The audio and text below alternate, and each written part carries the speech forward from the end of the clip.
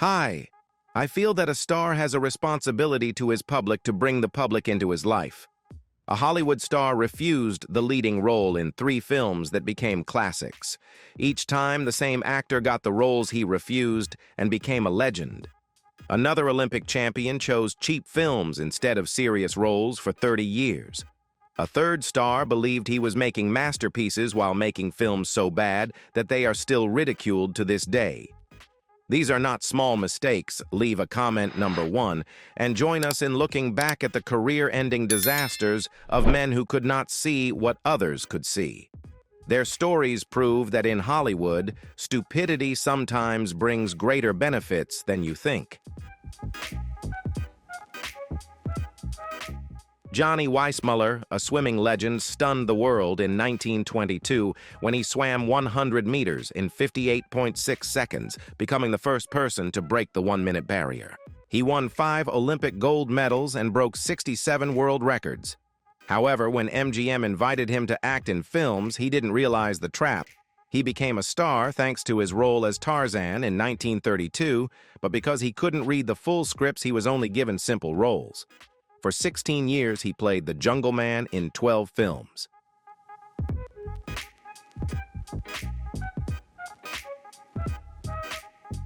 The studio knew this, so they gave him only roles with simple lines and growls. Then they locked him into that image. Over 16 years, he played the Jungle Man 12 times. He was rich and famous, but never respected, never free. Behind the scenes, it was worse. Johnny didn't understand money. He put his trust in the wrong person. His financial manager had swindled him out of most of his fortune. Despite making millions at his peak by the 1960s, he was nearly broke. His 4th wife left him saying she couldn't live with a poor jungle man. That was more painful than any headline. And people left him.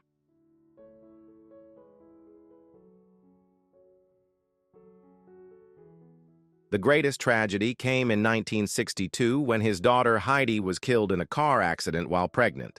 In one terrifying moment, he lost both his daughter and his unborn grandchild.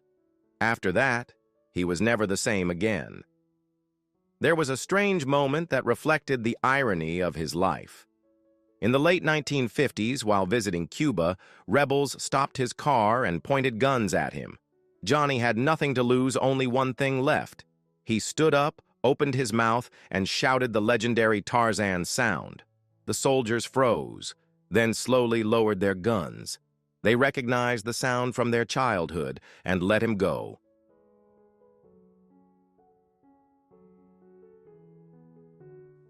Beyond his career, Johnny faced financial difficulties when he trusted the wrong people, causing him to lose most of his wealth. His 4th wife left him when he became poor, and the greatest tragedy struck in 1962 when his daughter Heidi died in a car accident, taking both her life and the life of his unborn grandchild. In the late 1950s, while being held at gunpoint in Cuba, he famously let out his iconic Tarzan yell, which made the rebels recognize him and set him free.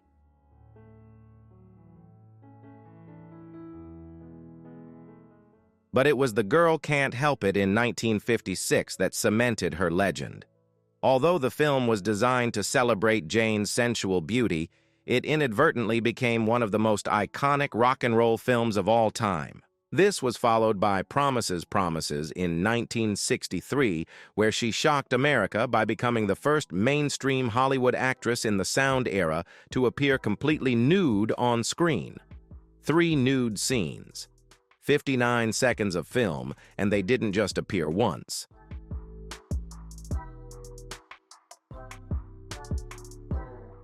These scenes were repeated like dreams throughout the entire film.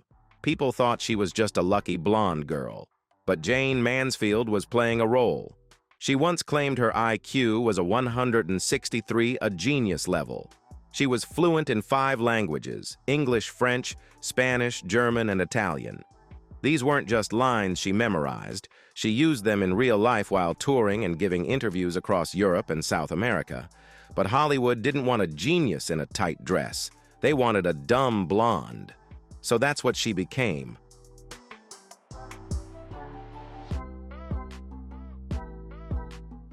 George Raft, was once one of Hollywood's biggest stars. In the 1930s, he became famous for his gangster roles on screen. His big breakthrough came in 1932 when he played a coin-flipping criminal named Ronaldo in Scarface. The film was a massive success, and Raft's style, black pinstriped suits, black shirts, and white ties quickly became popular. He wasn't just an actor, he was a fashion icon. In 1933, he was the highest-paid actor in Hollywood. But behind the fame and style was a series of bad decisions that ultimately ruined his career.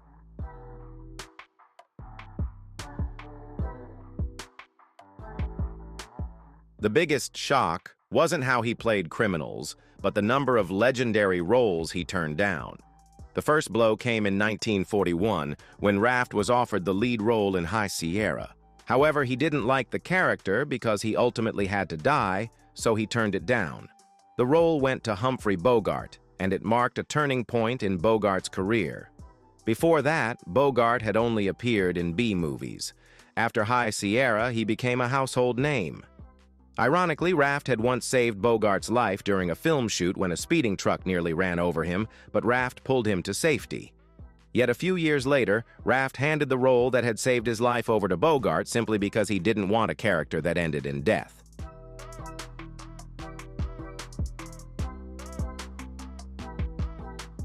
Ed Wood believed he was a genius, even though the world disagreed. His most famous film, Plan 9 from Outer Space 1957, was expected to be a blend of science fiction and horror, but it was criticized for its bizarre plot, poor special effects, and stiff acting. Still, Ed defended every. After Plan 9's failure, Ed continued making films shifting to more shocking genres like exploitation films and adult movies, but he still saw himself as a serious artist.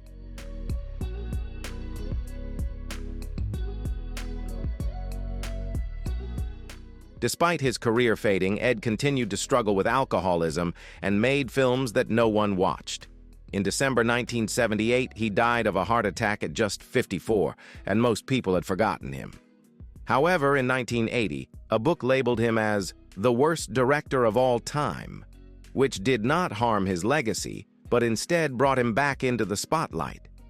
People began revisiting his films for their unintentional humor, and Ed Wood became a cult legend, gaining even more fame after his death.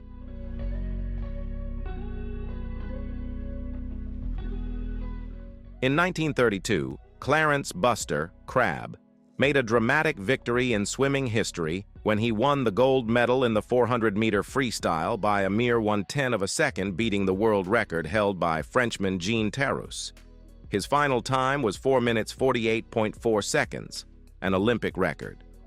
Crabbe came from second place midway through the race, and with relentless effort, he surged to the front.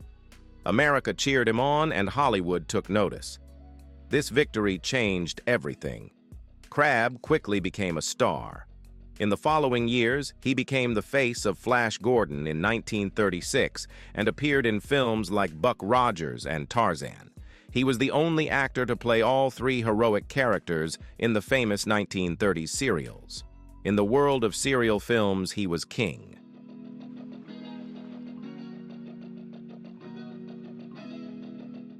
However, behind his bright smile and sturdy on-screen persona, Crabbe made some strange choices.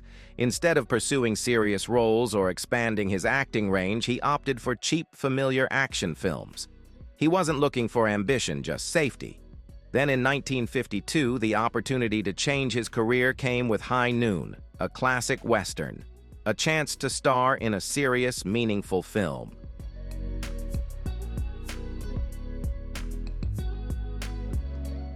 He declined, choosing another low-budget film instead. This decision shaped his career. Time and again, Crabbe took the familiar path where there was stable work, easy scripts, no risks, but also no growth. Later, he confessed with a strange mix of pride and regret that he only ever made one A-list film throughout his career. One film. For someone who started by beating the best swimmer in the world, it was a quiet surrender.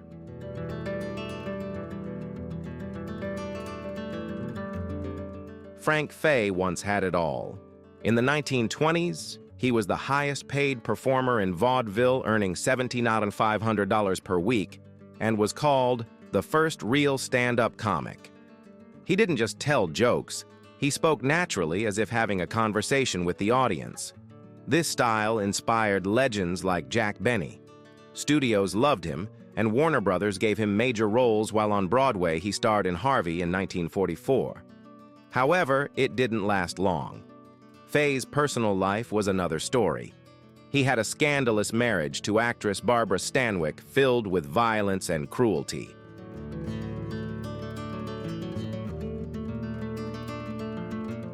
He was often drunk, and one night in a fit of rage, he threw their young son into the pool. The story quickly spread through Hollywood and became the subject of jokes. This behavior not only affected his personal life, but also harmed his career. Later, Fay publicly expressed his hatred for Jews and even attacked Milton Berle for this reason. These actions caused him to lose both his career and friends in the industry. In the 1940s, after World War II, Fay participated in rallies supporting fascism, which further isolated him. His name was removed from the lists of prominent figures, and by the time he died in 1961, Fay was no longer remembered.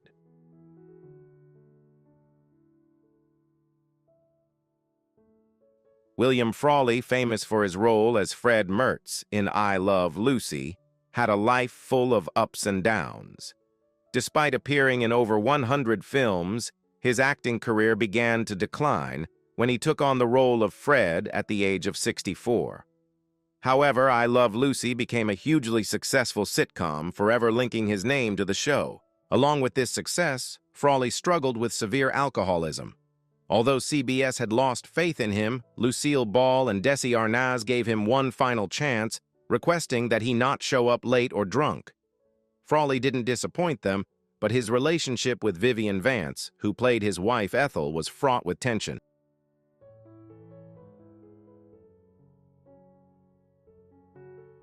They hated each other so much that when the show began, Vance was 42 years old and unhappy about having to play the wife of a man much older than her.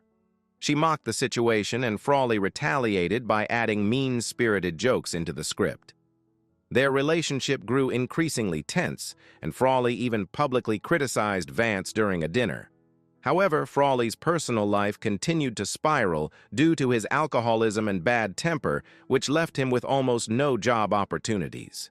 By the time he died in 1966, Frawley was no longer a beloved star.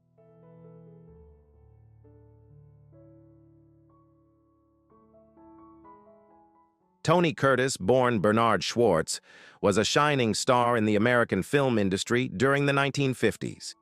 With his handsome looks, charm, and energy, he captivated audiences. However, Curtis's career became one of Hollywood's greatest missed opportunities. In 1957, Curtis earned significant respect for his role in Sweet Smell of Success, where he played a shady press agent opposite Burt Lancaster. He proved that he was not just a pretty face. Later, Curtis received an Oscar nomination for his role in The Defiant Ones in 1958, where he starred alongside Sidney Poitier in a film that tackled racial issues.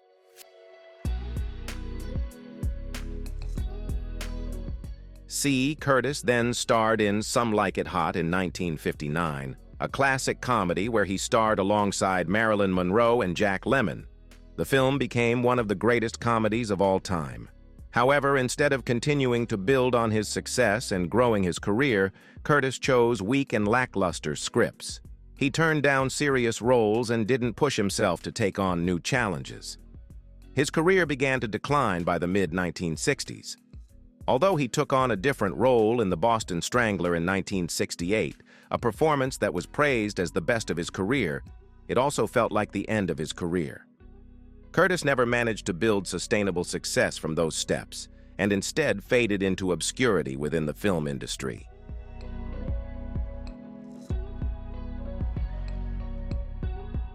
Curtis also appeared in other shows, but the days of major film hits were behind him.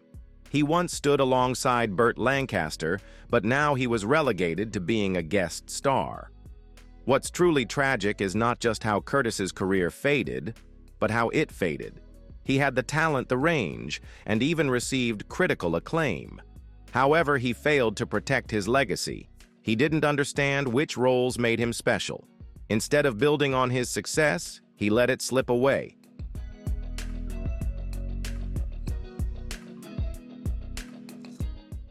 Guy Madison was a television star, best known for his role as Wild Bill Hickok in the Western series Wild Bill Hickok 1951-1958. This show helped him become the iconic cowboy figure for a young generation, but his personal life and career soon fell into a rut. His career began by chance when he was discovered and cast in Since You Went Away, 1944. But Madison never truly learned the craft of acting, leading to performances that lacked emotion and were hard to watch. He once turned down acting lessons, believing that audiences only wanted to see him on screen, not as a true actor.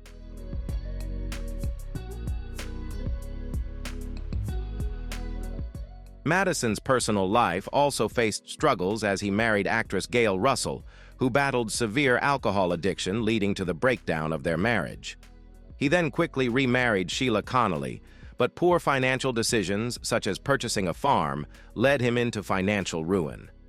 In the 1960s, Madison only appeared in low-budget Western films and had lost his passion for acting.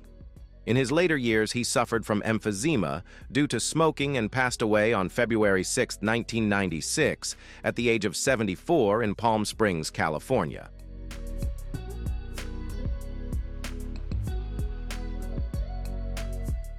Thank you for watching today's video about the stars we've explored. Who do you think has changed the most over time? We'd love to hear your thoughts, so please share them in the comments below. Don't forget to hit like to support the video, and if you haven't subscribed yet, make sure to click the subscribe button now so you don't miss any exciting videos in the future.